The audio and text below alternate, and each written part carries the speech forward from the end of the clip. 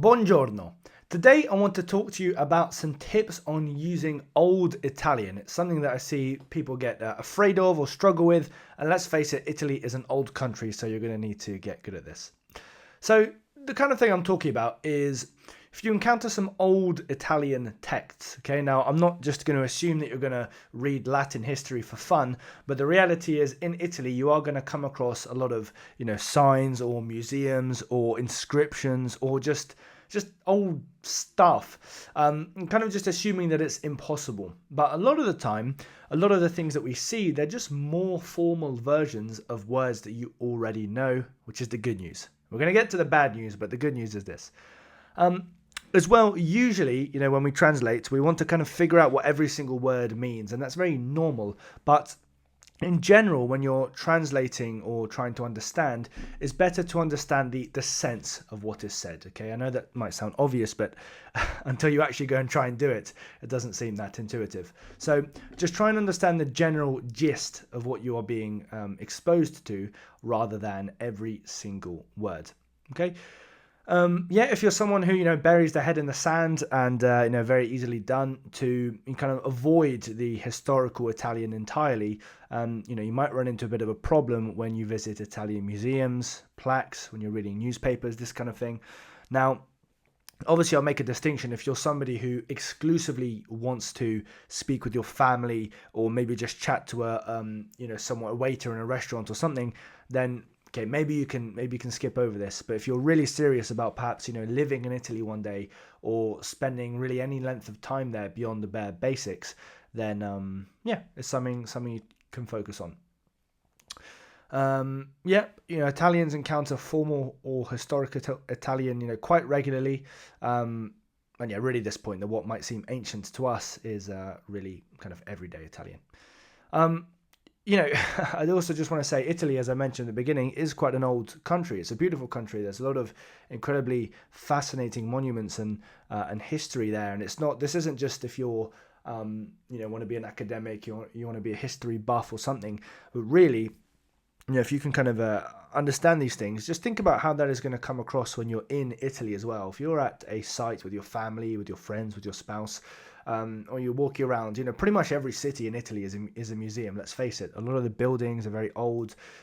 Just imagine that you're walking down, you see some nice old sign, and you can actually translate and explain that to whoever you're with. I think that will make you feel very proud as well. So there's your bit of motivation. Let's keep going. Okay, this vocabulary came from a book from 1903 about Latin history, kind of, Roman history.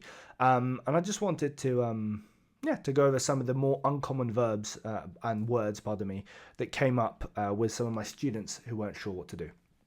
So, erudizione. Okay, this first word here, erudizione. So kind of a formal word for cultura. This is about scholarship and learning. In English, we do have the word erudition. I think it's a pretty old word. But yeah, erudition is very much a word that exists. I doubt you ever come across it. Erudizione, but again, just a more formal word for cultura. So the way that this came up in that source text was, I think it said something like, the quality of the erudition was very high. La qualità dell'erudizione era altissima, something like this. Basically just saying it was a very scholarly text, a very learned text. Okay, pertanto, okay, again, you might look at words like this, by the way. There are quite a lot of instances where this might happen to you in Italian. You might look at this and see tanto, I know that word. Tanto means a lot. And then pertanto is like for a lot. I know this one, but yeah, sometimes it doesn't quite work out that way. So, pertanto will be therefore, sort of a more formal version of something like quindi. Universalmente giudicata. Okay, longer phrase. Let's go over that again slowly. Universalmente giudicata. Okay, common pronunciation mistake you might make here, but you're not going to make it after watching this video, is saying universe instead of universe. Italian doesn't have this U sound with the Y that we have in English. It's a U, universalmente. Okay, again, just quite a formal way to put it, but in the text that I got this from, it was saying this book was universally judged as being the kind of highest expression of writing, blah blah blah blah. Okay, epoca. Okay, even in English, you're probably going to learn more English vocab than Italian vocab here. We even have epoch. If we actually just Google the definition. Definition here. Okay, particular period of time in history, exactly the same in Italian. Epoca means era or period, more formal than just tempo.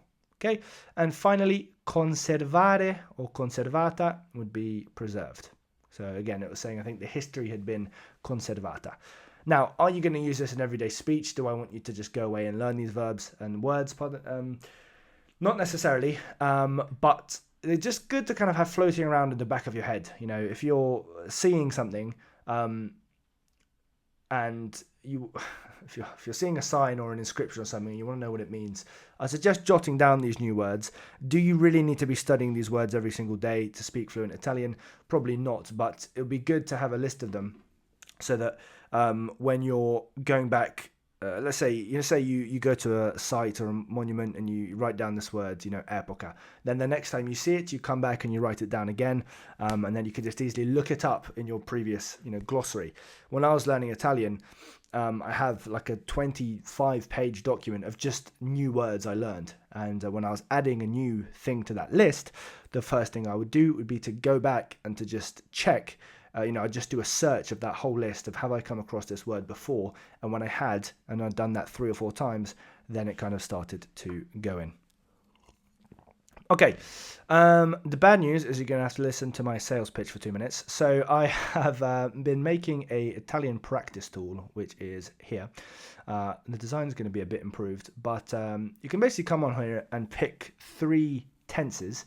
So your present tense, your past tense, or your future tense, and basically just practice putting in some of your verbs here. So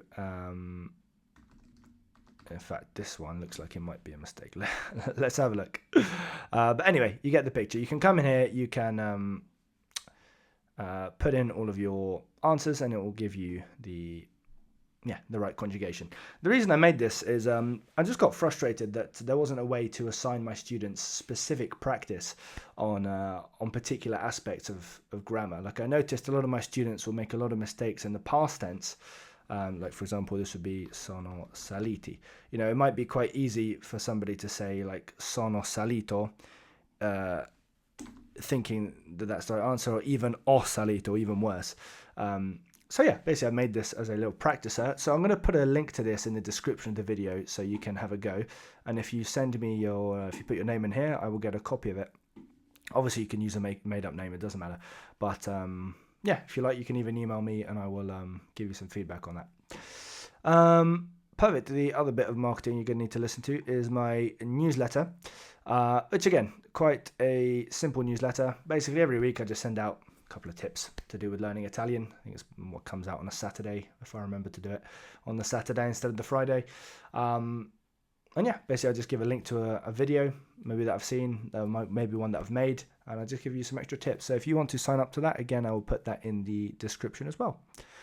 All right, so example sentences. Let's have a look. So I think, these are the ones that I took directly from the book, I'm pretty sure. So, l'opera è universalmente, remember not universalmente, universalmente giudicata un capolavoro. One more time. L'opera è universalmente giudicata un capolavoro. Okay, please do not translate opera as opera, like opera singers. Okay, so obviously, this is what we think of when we think about opera. Do not think about this.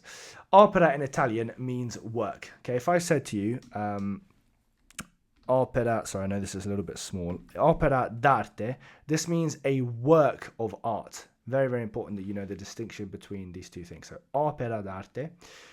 And again here, universalmente giudicata. Giudicata actually means judged rather than considered. We have giudice means judge in Italian. Giudicare means to judge, but just so you know. So I've translated it as considered, but it does mean judged. Pertanto la decisione fu presa dal Senato. So pertanto is therefore. Okay, la decisione fu presa. Okay, fu might be something you've never seen before. Very briefly, okay, this is the fu is the passato remoto of essere. Okay, just to give you a really, really 10-second explanation. So essere, we have this verb is like this means is, or it is. Fu also means it is, but it's in a special tense called the passato remoto. You can search that on YouTube and you'll get an explanation of what it is, but it basically means a very long time ago, or we use it for very old things. Okay. L'erudizione del professore è impressionante. L'erudizione del professore è impressionante. The professor's scholarship is impressive. Quest'epoca fu caratterizzata, again slowly, caratterizzata da grandi cambiamenti. Quest'epoca fu caratterizzata da grandi cambiamenti. This era was characterized by great changes. Okay. Here, you might be wondering why there's an apostrophe here. And the reason for that is in Italian, we don't really have these double vowels. So we don't say questa epoca. You can, okay? No one is really going to look at you that funny. But in order to shorten this, we basically just put a apostrophe here. Quest'epoca. Yeah? And last but not least, i documenti furono conservati nella biblioteca. So again, conservati, preserved or conserved. I documenti furono conservati nella biblioteca. Furono, you might never have seen before. Again, so this comes from, just to be kind of explaining this properly. Here we say lui or lei, he or she or it is, which is the same here. We're going to use lui or lei for this one. But we also have loro furono, which is they were. Yeah, or they had been, but they were. And this is used instead of sono. So again, furono is that old, when you're talking about things that happened a long time ago. Again, this isn't a video about the passato remoto. If you want to learn more about this or you've seen this before, just search this up on YouTube. But I'm sure there'll be a lot of videos on it. Cool. Let's have a look at a example conversation. So this might be you. Yeah, this might be you in your next holiday. Tourist. Scusi, non capisco questa descrizione del museo. Sorry, I don't understand, or excuse me, I don't understand this description of the museum. Ah, sì, è scritto in italiano formale. Dice che quest'opera fu conservata per secoli. Ah, yes, it's written in formal Italian. It says that this work, remember opera's work, was conserved for centuries. Erudizione, che cosa significa? And what does erudizione mean? This is a great phrase. Che cosa significa? I want you to write this one down. It means, what does it mean? Yeah? Also, I just really want to quickly talk about the difference between with an apostrophe and without. Yeah, I'll make this bigger in just a second. So, with an apostrophe, with a little, my dad calls it the flick, yeah, is it is, and he or she or it is, and without just the normal e means and. So this is saying, oh, okay, and erudizione, what does that mean? Erudizione significa cultura o sapere. È una parola più elegante. So a more elegant word. Okay, so erudizione means culture or knowledge. It's a more elegant word.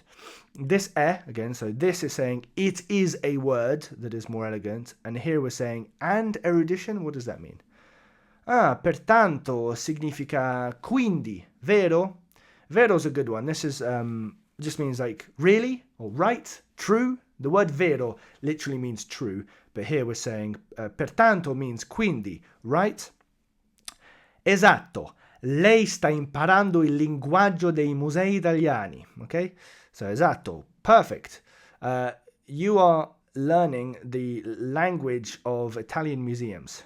Okay, now you might be saying, why is lei used here? So you may remember that lei means she in Italian, which is correct. Confusingly, lei with a capital L can also mean you in the polite or formal version.